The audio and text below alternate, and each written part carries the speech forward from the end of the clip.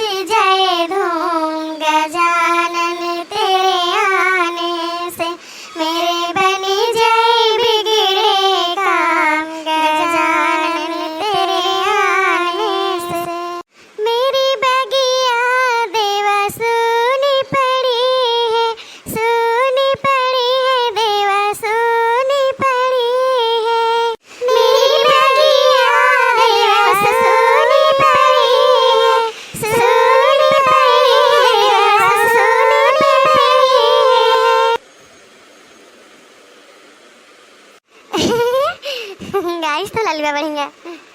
मेरी बगिया में खिले जाए फूल गजानन तेरे आने से, मेरे बने जाए बिगड़े काम गजानन तेरे आने से, मेरी बगिया में खिले जाए फूल गजानन तेरे आने से, मेरे बने जाए बिगड़े काम गजानन तेरे आने से, मेरा अंगना देवा सुना पड़ा है,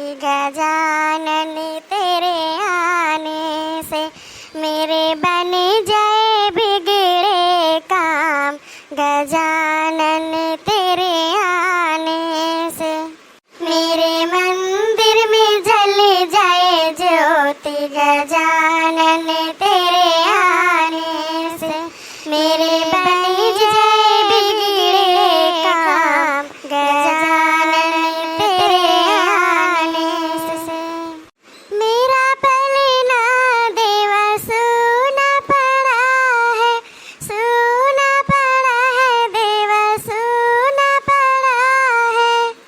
मेरा पलना देवा सोना पड़ा है, सोना पड़ा है देवा, सोना पड़ा है।